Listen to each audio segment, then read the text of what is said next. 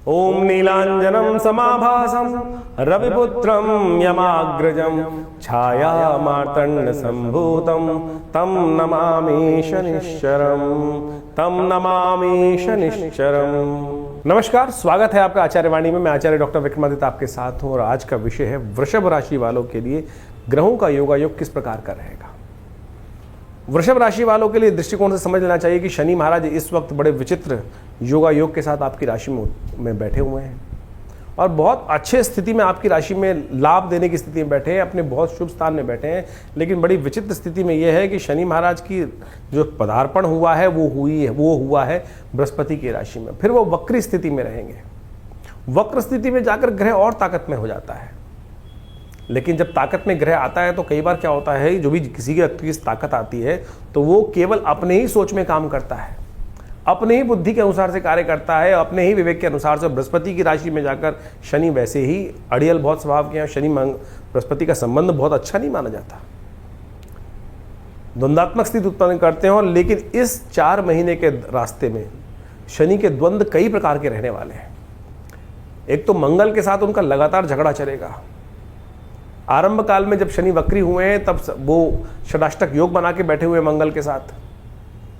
जुलाई के अंत में आते आते शनि के साथ मंगल का समसप्तक योग बन जाएगा। सितंबर खत्म होते होते शनि मंगल का विशेष तौर पर षडाष्टक योग बनकर फिर तैयार हो जाएगा। तो ये सारा का सारा दौर कहीं ना कहीं विश्व शांति की तरफ भी जाएगा। और साथ साथ शनि आपकी राशि के दृष्टिकोण से जितना शुभ करना चाहते, वृषभ लग्न में वृषभ राशि में इस वक्त ग्रहों का योगायोग बहुत शुभ होकर बैठा हुआ है। बृहस्पति महाराज जिस दौर से चल रहे हैं वो कहीं ना कहीं अभी अस्त थे, अब उदय होकर लाभ के रास्ते खोलते दिखाई दे रहे हैं। और ये ग्रहों का योग बड़ा एक विशेष योग बनता दिखाई दे रहा है। लेकिन शनि महाराज को अड़ियलपना जो है उसको रोकना पड़ेगा। तो जहां भी अड़ियल बुद्धि भाव में शनि की दृष्टि पड़ रही है, आपकी राशि के दृष्टिकोण से देखें तो शनि 7वें भाव को देख रहा है, तृतीय भाव को देख रहा है, लग्न को भी देख रहा है आपकी राशि के दृष्टिकोण से। और साथ साथ आपकी राशि के दृष्टिकोण से वो आपके एक जगह पे स्थिर भी नहीं रहने का, लगातार कहीं ना कहीं इधर उधर स्थिति उत्पन्न कर सकता है, भ्रमात्मक स्थिति उत्पन्न कर सकता है, एक जगह स्थिर भाव से बैठने नहीं देगा। तो ऐसे में स्थिरता से काम करने की जरूरत है आपकी राशि के दृष्टिकोण से। जितना स्थिर योग कारक है आपकी कुंडली में शनि महाराज, अशुभ नहीं है। वृषभ लग्न वालों की, वृषभ राशि वालों की कुंडली में शनि महाराज योग कारक हो जाते हैं, शुभ ग्रह बन जाते हैं। लेकिन इस वक्त वक्र स्थिति में आने के कारण से उनका लगातार भ्रम की स्थिति उत्पन्न हो सकती है। स्थिर भाव से बैठना पड़ेगा, तब जाकर ये ग्रह आपकी राशि के दृष्टिकोण से लाभ के योग आपके लिए बन सकते हैं। तो आपको समझना पड़ेगा इस वक्त शनि का लाभ लेने के लिए आपको खासतौर पर एक जगह स्थिर भाव से बैठकर कार्य करने की जरूरत है। हनुमान जी की सुंदर उपासना करें, क्योंकि शनि मंगल का टकराव लगातार चलेगा। तो हनुमान जी का ध्यान करें, जितना हनुमान जी का पूजन करेंगे उतना अच्छा रहेगा। शनि महाराज बृहस्पति की राशि में ही बैठे हैं, तो ऐसे में कोशिश ये करें लगातार कुछ खास उपाय करने का प्रयास करें। शनि स्तोत्र का पाठ करने का प्रयास करें, वो आपके लिए बहुत अच्छा रहेगा। अभी हम बताएंगे आपको कि शनि स्तोत्र का पाठ किस प्रकार से किया जाए। और साथ साथ यही बताएंगे कि बृहस्पति के साथ जब शनि का संबंध होता है तो किस प्रकार से कुछ क्लैश उत्पन्न होने के योग बन जाते हैं। तो ऐसे में एक खास तौर पर उपाय करने का प्रयास करें। भगवान दूध का जितना दान करेंगे उतना अच्छा रहेगा आपकी राशि। केसर युक्त, हल्दी युक्त दूध का सेवन नित्यप्रति करने का प्रयास करें। ये आपके लिए दिव्य उपाय हम बताने का प्रयास करें। आपकी राशि देखिए शुक्र प्रधान राशि है आपकी, और शुक्र प्रधान राशि कई लोग जो है शुक्र को शराब के साथ जोड़ देते हैं, लेकिन शुक्र का वास्तविक संबंध जो है वो गाय के साथ है, समृद्धि के साथ है। और समृद्धि का प्रतीक आज की तारीख में मॉडर्न लोगों ने कहीं और जोड़ दिया है, अय्याशी से जोड़ दिया है। लेकिन शुक्र का वास्तविक समृद्धि जो है वो गौधन से मानी जाती थी प्राचीन काल में। तो आप गाय का दूध नित्यप्रति पीना शुरू करें। यदि ये बृहस्पति के प्रभाव को शुभ करना चाहते हैं, शनि के प्रभाव को इस वक्त नेगेटिव प्रभाव को शुभ करना चाहते हैं, तो नित्यप्रति दूध का सेवन आपके लिए होना चाहिए। दूध का दान आपके द्वारा होना चाहिए। ये आपकी राशि के दृष्टिकोण से बहुत अद्भुत लाभ देने के योग दे सकता है। हम समस्या क्या कर रहे हैं, हम केवल कुछ खास उपाय करने बैठ जाते हैं। नग पहन लिया, ये कर लिया, वो कर लिया, कुछ और। तो जितना आप हनुमान चालीसा का पाठ, सुंदरकांड का पाठ करोगे, ये सब चीज़ करोगे, तो शनि का प्रभाव नेगेटिव की जगह पॉजिटिव आपके लिए होने के योग बनाएगा। बृहस्पति के साथ शनि का संबंध क्या है वो भी जानेंगे। तो शनि का ये विचित्र प्रभाव जो आपकी राशि के दृष्टिकोण से पड़ रहा है, इसका मूल कारण आपको समझना चाहिए कि शनि का कारण क्या है। शनि महाराज जो है इस वक्त बृहस्पति की राशि में चल रहा है, और बृहस्पति और शनि जो आपस में हैं वो बहुत अच्छा मधुर संबंध माना नहीं जाता। शनि जो है वो आत्मकारक है, बृहस्पति ज्ञान के प्रतीक हैं। एक बात समझे, दोनों आध्यात्मिक हैं। शनि विशेष तौर पे ज्योतिष के दृष्टिकोण से अंतःकरण के मालिक बोले जाते हैं, अंतःकरण के स्वामी बोले जाते हैं, और वो दंडाधिकारी भी बोले जाते हैं। तो शनि का जो विचित्र प्रभाव जो है, लेकिन उनका जो स्वभाव है, जो चरित्र है, वो बड़ा विचित्र माना जाता है। उसको अच्छे समझना चाहिए। वो बृहस्पति के साथ बिल्कुल नहीं मिलता। बृहस्पति के साथ जो है उनका कई बार विचित्र प्रकार का द्वंद्व शास्त्र में वर्णित किया गया है। और एक बात समझें, शनि में दशाओं के अंतर्गत ज्योतिष के दृष्टिकोण से एक सिद्धांत बताया गया है कि बृहस्पति की दशा चल रही हो उसमें शनि का अंतर आ जाए, या शनि की दशा चल रही हो उसमें बृहस्पति का अंतर आ जाए, तो कभी भी शुभ नहीं जाता है। हमेशा दुष्प्रभाव उसको उत्पन्न करने वाले ये समय माने जाते हैं।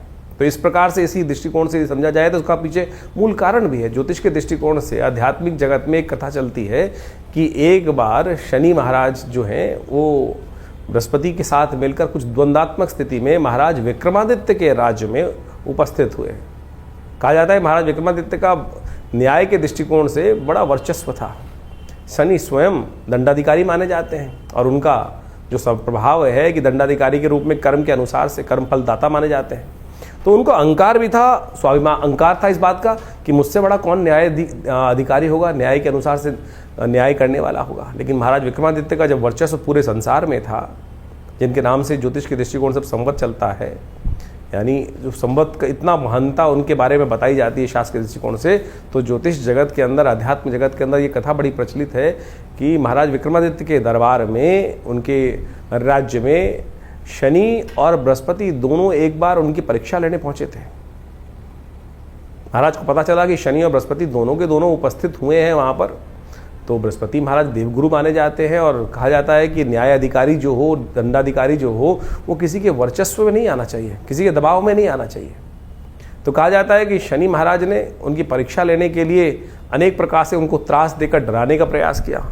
और यहाँ तक कहा जाता है कि जब महाराज विक्रमादित्य ने उस न्याय के जब व्यवस्था के अंदर उपस्थित हुए, तो बृहस्पति जी के से विमुख नहीं, बृहस्पति जी के तरफ वो न्याय का जो था व्यवस्था न्याय दिया, यानी शनि महाराज को गलत ठहरा दिया। शनि महाराज ने वहाँ उस वक्त कहा, भय दिखाने का प्रयास किया। आमतौर पर जब किसी दंडाधिकारी के समक्ष उपस्थित होते हैं, जो व्यक्ति जिस प्रकार से कहता है कि महाराज बाद में देख लूँगा, और जो न्यायाधिकारी होता है उसको किसी प्रकार से अपना इन्फ्लुएंस उपस्थित करने का प्रयास किया जाता है, तो शनि महाराज ने भी यही किया कि महाराज आज तो आपने मेरे खिलाफ अपना न्याय दिया है, लेकिन जब मेरा समय आएगा ना, तब आपकी परीक्षा होगी, और तब आप देखना कि क्या स्थिति उत्पन्न होती है।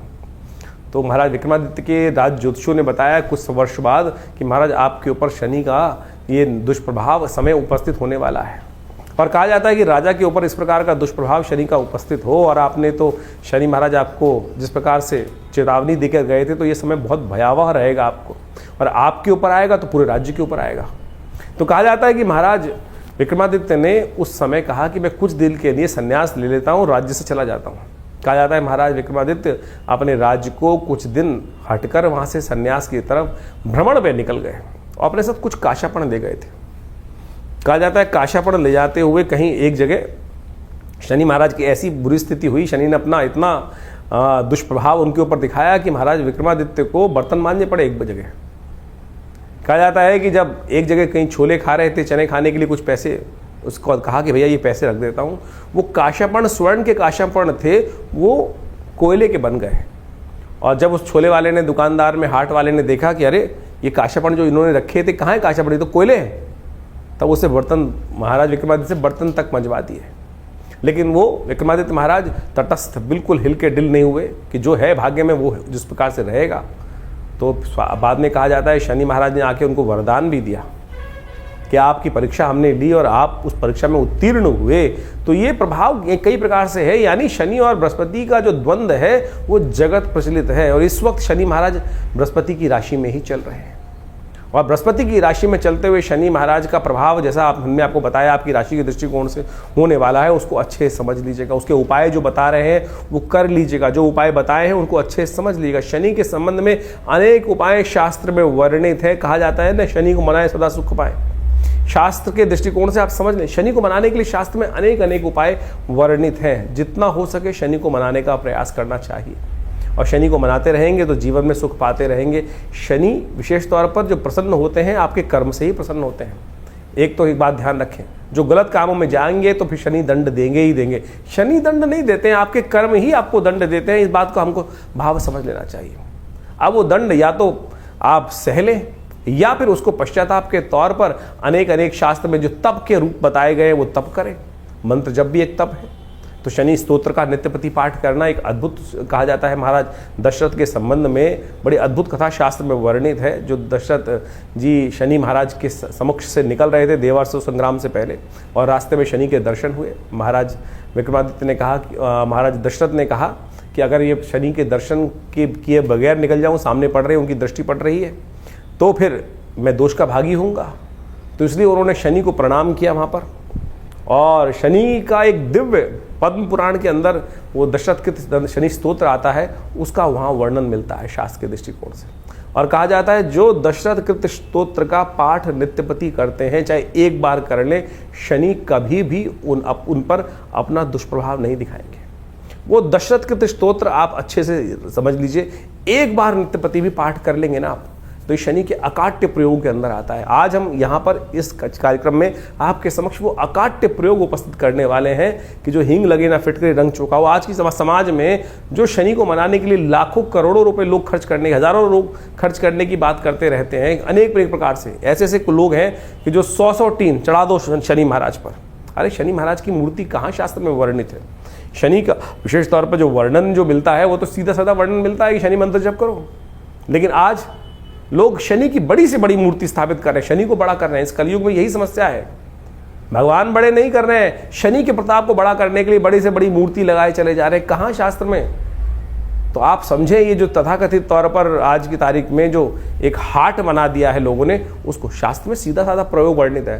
धन खर्च करने से कोई ग्रह आपके ऊपर प्रसन्न नहीं होने वाला। सदकर्म करने से, तप करने से ही ग्रहों की जो अनिष्ट जो प्रभाव है वो आपके लिए शुभता की तरफ परिवर्तित होगा। तो शनि का दशरथ कृत स्तोत्र अद्भुत स्तोत्र है। शनि महाराज का स्वयं आशीर्वाद है दशरथ जी को दिया कि जो इस स्तोत्र का नित्यपति पाठ करेगा, एक बार भी पाठ करेगा, उसको शनि जीवन में कभी त्रास नहीं देगा। शनि स्तोत्र इस प्रकार से पद्म पुराण में कहा गया है।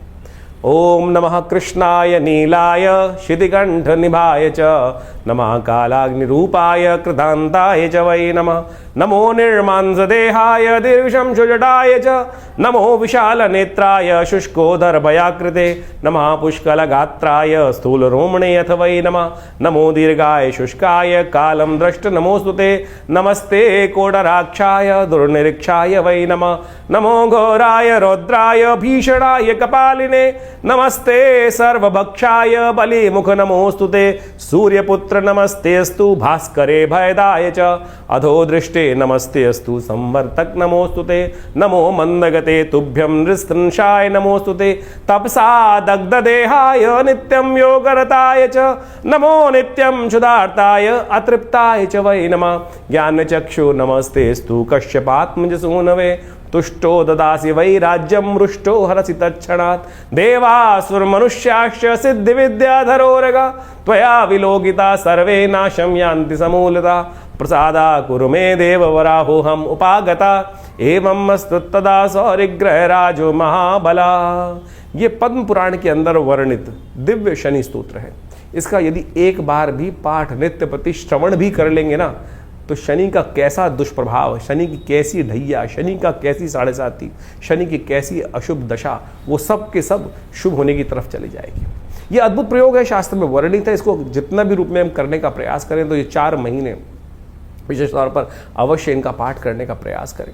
शनि के दिव्य स्तोत्र के पाठ करने से आपके जो अनिष्ट शनि का जो दुष्प्रभाव है वो जीवन में किसी प्रकार भी नहीं होगा। देखिए इस प्रकार समझें इसको कि बारिश हो रही है, बारिश हो रही है, बारिश को कोई नहीं रोक सकता, लेकिन आप छाता ले सकते हैं, आप अपनी गाड़ी बढ़िया बना सकते हैं, उसके अंदर बैठ सकते हैं। ये आपका कर्म है कि जिसने कर्म किया छाता लेने का, वो छाता ले लिया, सीधा आपके सिर पे पानी नहीं पड़ा।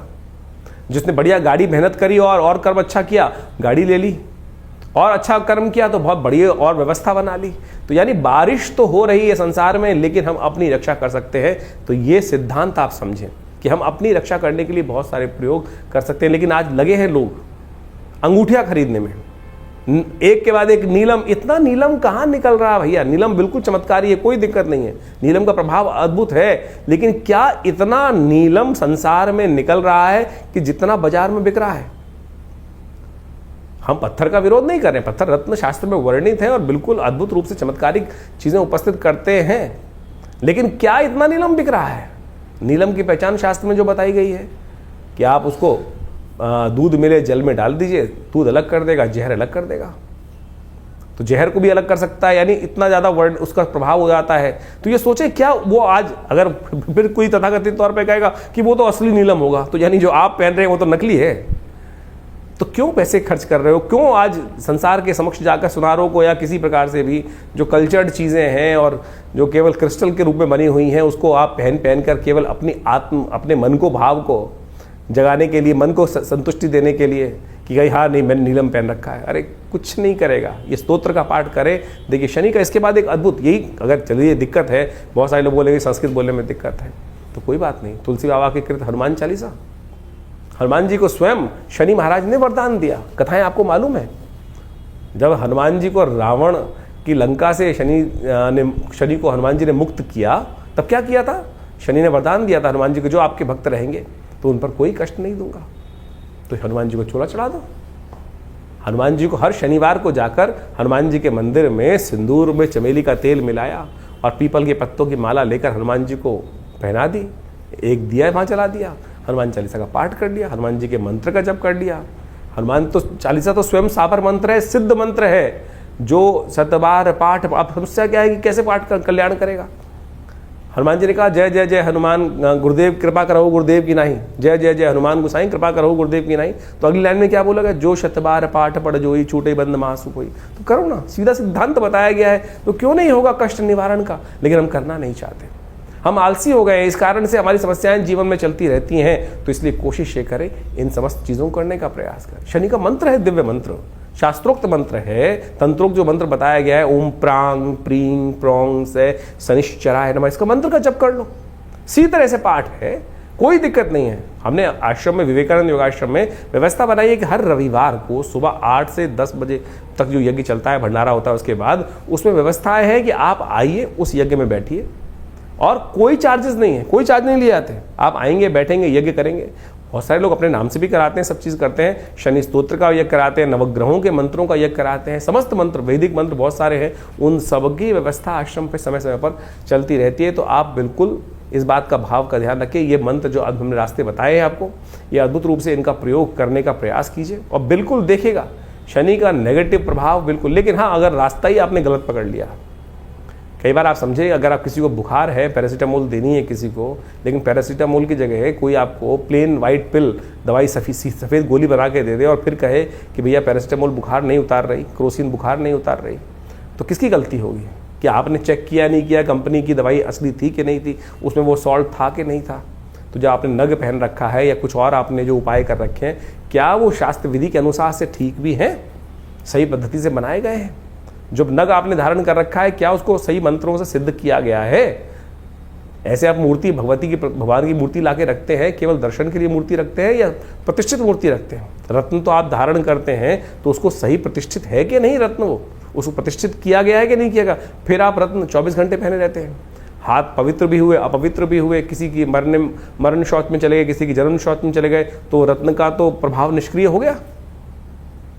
इसी प्रकार से यंत्र भी बहुत अद्भुत रूप से काम करते हैं। जो शनि के यंत्र बने होते हैं, उनको मंत्र से सिद्ध कराकर यदि धारण कर लिया जाए, रख लिया जाए घर में या दुकान पर, तब भी वो अद्भुत रूप से कार्य करते हैं। तो पद्धतियां अनेक हैं, लेकिन सही रूप से आज उनका प्रयोग किया जाए। आज बाजार में जिस प्रकार से पूरा का पूरा एक गिमिक सिस्टम चल रहा है, 4 लोगों को बैठा दिया जाता है कि मैं बड़े इसको मैंने धारण किया और इससे मेरी किस्मत जाग गई, ये जाग गई, वो जाग गई। अरे शास्त्र में वर्णित है जो तरीका, उसको करने का प्रयास करें। शास्त्र में भगवान के द्वारा विदित जो चीज़ें हैं, गुरुओं के द्वारा जो विदित चीज़ें हैं, उनको समझने का प्रयास करें। टीवी पर आके तो लोग पता नहीं किस किस प्रकार से, किस कारण से, कौन से पैसे लेकर क्या बोल देते हैं, वो हम सबको समझ में आना चाहिए।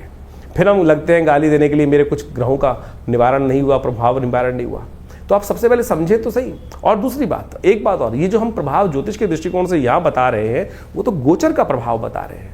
अब हमको नहीं पता कि आपकी जन्मपत्री में ग्रहों की दशा किस प्रकार की है, अंतर व्यवस्था ग्रहों की किस प्रकार से, ग्रह ताकत में है कि नहीं है, ये तो गोचर का प्रभाव हमने आपके समक्ष बताया, अच्छा या खराब। कई लोग राशि में बहुत अच्छा प्रभाव बताया जाता है, कई लोग कहते हैं कि वो प्रभाव नहीं हो रहा। तो भैया तुम्हारी जन्मपत्री में क्या समस्याएं चल रही हैं वो देखना पड़ेगा, कौन सी अंतर्दशाएं चल रही हैं वो देखना पड़ेगा।